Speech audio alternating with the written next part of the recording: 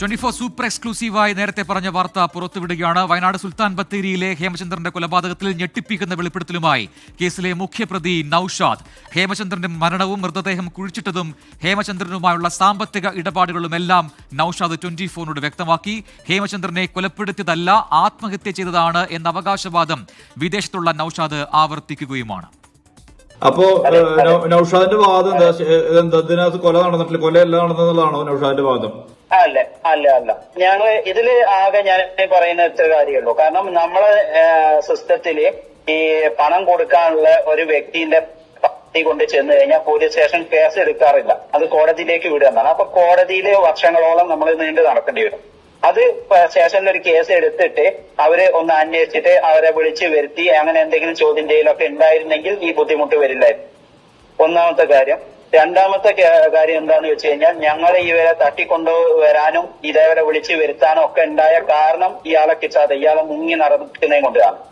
പോലീസുകാർ വിചാരിച്ചു കഴിഞ്ഞാൽ ഒറ്റ ദിവസം കൊണ്ട് അയാളെ വിളിച്ചു വരുത്തി ഇതിന്റെ കാര്യത്തിൽ തീരുമാനമാക്കിക്കാൻ പറ്റും. പക്ഷെ അത് പോലീസുകാർ ചെയ്യാത്തത് കൊണ്ടാണ് ഞങ്ങൾ എന്ത് ചെയ്ത് പിന്നെ ഈ ഫൈസന്റെ കേസ് സ്റ്റേഷനിൽ എടുക്കില്ല എന്ന് പറഞ്ഞുകൊണ്ടാണ് ഞാൻ ഇതുപോലെയുള്ള ഒരു വഴി നോക്കിയത്. അപ്പം ഭക്ഷണം വാങ്ങിക്കൊടുത്ത് സിഗരറ്റ് വേണം പറഞ്ഞ് സിഗരറ്റ് വാങ്ങിക്കൊടുത്ത് എന്നിട്ടാണ് ഞാൻ അവരുടെ വീട്ടിൽ അവിടെ കൊണ്ടാക്കിയത്, എന്റെ താമസിക്കാണ്. എന്നിട്ട് രാവിലെ പൊക്കോള എന്ന് പറഞ്ഞ വ്യക്തിനെ ഞാൻ രാവിലെ എന്ത് ചെയ്യും, ഞാൻ ഭക്ഷണവും വാങ്ങിയിട്ട് അവിടെ വീട്ടിലേക്ക് ചെന്നിട്ട് വാതിൽ മുട്ടിയപ്പോ വാതിൽ തുറന്ന്, വാതിൽ ലോക്കല്ല. അപ്പൊ വാതിൽ തുറന്നിട്ടിട്ടാണ്, വാതിൽ എന്ന് പറഞ്ഞാൽ ചാരി വെച്ചിട്ടുണ്ട്. ഞാൻ വാതില് മുട്ടിയപ്പോ തന്നെ അത് തുറന്നു. അത് തുറന്നിട്ട് ഞാൻ കാണുന്ന നേരെ ഹാളിൽ ഇയാള് ഫാനിന്റെ മുകളിൽ കെട്ടി തൂങ്ങി നിൽക്കുന്നതാണ് ഞാൻ കാണുന്നത്. ആ കാണുന്ന വ്യക്തി ഞാൻ പെട്ടെന്ന് തന്നെ എന്ത് ചെയ്തു, അതിന്റെ ടേബിളിന്റെ അടുത്ത് തന്നെ ചാവി ഉണ്ടായിരുന്നു. ഞാൻ വേഗം ആ ചാവി എടുത്തു. ആ ഒറ്റ നോട്ടേ എനിക്ക് നോക്കാൻ പറ്റിയുള്ളൂ, കാരണം ഞാൻ പേടിച്ചു പോയി. ജീവിതത്തിൽ ആദ്യമായിട്ട് കാണുന്ന ഒരു രംഗമാണ്.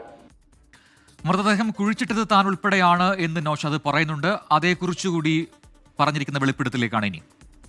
എനിക്ക് ജോലി, ഞാൻ ഒരുപാട് റെന്റ് കാർ ചെയ്യുന്നുണ്ട്, റിയൽ എസ്റ്റേറ്റ് ചെയ്യുന്നുണ്ട്, അതേപോലെ ഇൻഡസ്ട്രിയിൽ വർക്ക് ചെയ്യുന്നുണ്ട്, ഫാം കാര്യങ്ങളൊക്കെ ചെയ്യുന്നുണ്ട്. എന്റെ കയ്യിൽ റെന്റ് കാർ എന്റെ കയ്യിൽ നിന്ന് വണ്ടി റെന്റിന് എടുക്കാറുണ്ട്, വാടക കൊണ്ടുതരാറുണ്ട്. ജ്യോതിഷിന്റെ 2 ലക്ഷം രൂപ മേടിച്ചിട്ടുണ്ട്. പിന്നെ അജീഷോ മുഖാന്തരാണ് എന്നെ ബന്ധം, അജീഷോ ജ്യോതിഷാണ് മുഖാന്തരാണ് എന്നെ ബന്ധം. ഈ പൈസ പോയതിനു ശേഷം ഞാൻ ഇവരോട് പറഞ്ഞു, ഇങ്ങനെ ഒരു വ്യക്തി എനിക്ക് പൈസ തരാണ്ട് ഇങ്ങനെ മുങ്ങിക്കിനി എന്ന് പറഞ്ഞപ്പോഴാണ് അത് ഒരു 1-2 വർഷം കഴിഞ്ഞ്, 1 വർഷം കഴിഞ്ഞതിന് ശേഷം പറഞ്ഞപ്പോഴാണ് ഈ ജ്യോതിഷ എന്നെ കോണ്ടാക്ട് ചെയ്യുന്നത്. ഇയാളാണോ ആള്, അയാൾ എന്നെയും പറ്റിച്ച് പോയിട്ടുണ്ട് എന്ന് പറഞ്ഞ് കോണ്ടാക്ട് ചെയ്യുന്നത്. സൗമ്യ ഗുണ്ടൽപേട്ട എന്ന് പറഞ്ഞാൽ ഇയാളൊരു അവീത ബന്ധമായിരുന്നു സൗമ്യയായിട്ടുള്ളത്. പിന്നെ അതുപോലെ അയാൾക്ക് സിം കാർഡ് എന്ന് പറഞ്ഞ ഒരു പേപ്പർ നിറയെ ഒരു 10 സിമ്മോളം ഉണ്ടായിരുന്നു, സിം കാർഡായിട്ട് യൂസ് ചെയ്യുന്നു. പിന്നെ ഇത് ഞാൻ നിങ്ങളെ പൈസ വാങ്ങി തന്നിട്ട് പിന്നെ എന്നെ ഒഴിവാക്കണം, നിങ്ങൾ സൗമ്യനെ ഏൽപ്പിക്കരുത്, സൗമ്യ എന്നെ പറ്റിച്ചു പോയതാണ് എന്ന് ഹേമചന്ദ്ര പറഞ്ഞിരുന്നു. നിങ്ങൾ കാറിലാണോ കൊണ്ടുപോയത് ബോഡി? അതെ, ഞങ്ങൾ കാറിലാണ് കൊണ്ടുപോയത്. പെട്രോൾ ഒഴിച്ച് കത്തിക്കല്ല ചെയ്തത്. ഞങ്ങൾ എന്ത് ചെയ്തു, ചതുപ്പ് കുഴിച്ചിട്ട് എന്ത് പെട്രോൾ ഒഴിച്ച് മുഖത്ത് പിന്നെ പെട്രോൾ ഒഴിച്ച് എന്നിട്ട് കുറച്ച് തീയിട്ടിട്ട് അതിന്റെ മുകളിൽ കൂടെ ഞങ്ങൾ മൊത്തം പഞ്ചസാര വിതറി എന്നിട്ടാണ് കുഴിച്ചിട്ടത്. കണ്ണൂർ സ്വദേശിയായ സ്ത്രീ ഉപയോഗിച്ചാണ് ഹേമചന്ദ്രനെ മെഡിക്കൽ കോളേജ് പരിസരത്ത് എത്തിച്ചത് എന്നുകൂടി നൌഷാദ് 24നോട് പറയുന്നുണ്ട്. ഗുണ്ടൽപേട്ട് സ്വദേശിയായ സൗമ്യയുമായി തങ്ങൾക്ക് യാതൊരു ബന്ധവുമില്ല. എങ്ങനെയാണ് ഹേമചന്ദ്രനെ പരിചയമെന്നും എന്താണ് സാമ്പത്തിക ഇടപാട് എന്നുകൂടി നൌഷാദ് വെളിപ്പെടുത്തി. ഈ കണ്ണൂർ സ്വദേശിയായിട്ടുള്ള ലേഡി ഉണ്ടല്ലോ, അവരെ ഉപയോഗിച്ചാണ് നിങ്ങൾ അയാളെ വിളിപ്പിച്ച് പുറത്തേക്ക് ഇറക്കിയെന്ന് പറഞ്ഞു, അങ്ങനെയാണോ? അതെന്താ സംഭവം? ഈ ഒരു ജോബ് വേക്കൻസിക്ക് വേണ്ടിയിട്ട് ഞാൻ ആഡ് ഇട്ടിട്ടുണ്ട്, പത്രത്തിലല്ല, ഞാൻ പിന്നെ വാട്സാപ്പില് ഒരു ഗ്രൂപ്പിൽ ഇട്ടിരുന്നു. അത് ജെന്യൂൻ ആയിട്ടുള്ള സംഭവമാണ്. അപ്പൊ ആ ഗ്രൂപ്പിൽ കണ്ടിട്ടാണ് ആ ലേഡി വിളിച്ചത്. അപ്പോഴത്തേക്ക് അവിടെ ആ വേക്കൻസിക്ക് ആളായി പോയിട്ടുണ്ട്. പിന്നെ കുറച്ച് പൈസ കടം വിളിച്ചു. അപ്പൊ ഞാൻ പറഞ്ഞു ഇങ്ങനെ പൈസ കിട്ടാനുണ്ട്, അയാളെ വിളിച്ച് എനിക്ക് ഞങ്ങളെ പൈസ വാങ്ങിച്ചെടുക്കുകയാണെങ്കിൽ ഞാൻ കമ്മീഷൻ തരാം എന്ന് പറഞ്ഞു.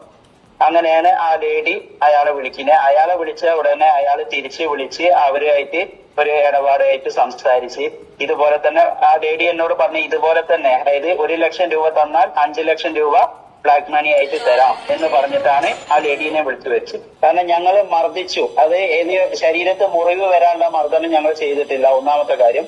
രണ്ടാമത്തെ കാര്യം, ഞങ്ങൾ കൊന്നതല്ല, അയാൾക്ക് പിന്നെ കഴുത്തിൽ ഇതിട്ടിട്ട് തൂങ്ങിയതാണ്. ബെഡ്ഷീറ്റും ഒരു തോർത്തും കൊണ്ടും കൂടെ കെട്ടിയിട്ടാണ് അയാൾ ഫാനിന്റെ മുകളിൽ കെട്ടി തൂങ്ങിയത്.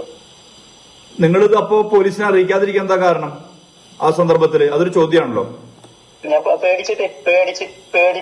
പേടിച്ചിട്ട് ഞങ്ങള് ജീവിതത്തിൽ ആദ്യമായിട്ട് കാണുന്ന ഒരു കാഴ്ചയാണ്.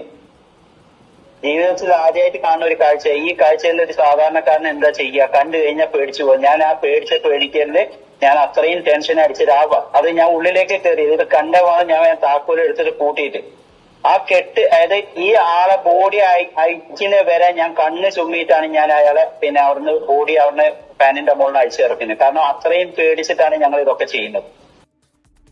പോലീസിന്റെ അനുമതിയോടെ ജോബ് വീസയിലാണ് സൗദിയിൽ എത്തിയതെന്നും നൌഷാദ് പറയുന്നു. വീസ കാലാവധി തീർന്ന സാഹചര്യത്തിൽ നാട്ടിലേക്ക് വരും എന്നും നൌഷാദ് വെളിപ്പെടുത്തി. ഹാജരാവോ? എന്താണ് ഇവിടെ വന്നിട്ട് എന്താണ് അതിന്റെ ശ്രമം? ഞാൻ ഹാജരാവും. ഞാനൊന്നുമില്ല. ഞാനിപ്പോ ചെയ്ത തെറ്റിൽ ഞാനിപ്പോ ഇവിടുന്ന് ഞാനിപ്പോ ഒളിച്ചോടാനാണെങ്കിൽ എനിക്ക് പിന്നെ ഞാൻ ഈ നാട്ടില് 5-6 വർഷം ജോലി ചെയ്ത ആളാണ്. എനിക്ക് മുങ്ങാൻ വേണമെന്ന് വെച്ചാൽ ഒരു നിമിഷം കൊണ്ട് എനിക്ക് ഇവിടുന്ന് മുങ്ങാൻ പറ്റും. ഞാൻ അത് ശ്രമിക്കുന്നില്ല. കാരണം ഞാൻ ചെയ്ത തെറ്റിന് ഞാൻ അനുഭവിച്ചോളാം. നമ്മുടെ നാട്ടിലെ സിസ്റ്റം കാരണമാണ് ഞാൻ ഇങ്ങനെയൊക്കെ ആവേണ്ടി വന്നത്. അപ്പോ അത് ഞാൻ അനുഭവിക്കാം. പക്ഷെ ഇത് ചെയ്യാത്ത പിന്നെ ആത്മഹത്യ ചെയ്ത എന്നുള്ളത് പോസ്റ്റ്മോർട്ടത്തില് അവർ തെളിയണം എന്നുള്ളത് മാത്രമേ. മർദ്ദിച്ച് ചിലപ്പോ ഈ പറയുന്ന മറ്റുള്ള ആരെങ്കിലും പിടിച്ചു കൊണ്ടുപോയിട്ടുണ്ടാവും. ഇതിന്റെ മുന്നേ മർദ്ദിച്ചിട്ടുണ്ടാവും. അത് ഞങ്ങൾ അറിയില്ല. പക്ഷെ ഞങ്ങളുടെ കാര്യത്തിൽ ഞങ്ങൾ മർദ്ദിച്ചു എന്ന് പറഞ്ഞ സാധാരണ സ്വാഭാവികമായിട്ടും ചെയ്യുന്ന ആദ്യം 2 അടി അടിക്കും, അതിന് പറയും, അതിനുശേഷം നല്ല സൗകര്യത്തിലായിട്ട് ആ പൈസ വാങ്ങിയെടുക്കാൻ വേണ്ടി എല്ലാം ശ്രമിക്കുള്ളൂ. അതേ ഞങ്ങളും ചെയ്തിട്ടുള്ളൂ. അതെന്താ സംഭവം? നിങ്ങൾ മെഡിക്കൽ കോളേജിൽ നിന്ന് അവിടെ എന്നാണ് ഇയാളെ പിക്ക് ചെയ്യുന്നത്? ഹേമേന്ദ്രനെ പിക്ക് ചെയ്യുന്നത് എന്നാ?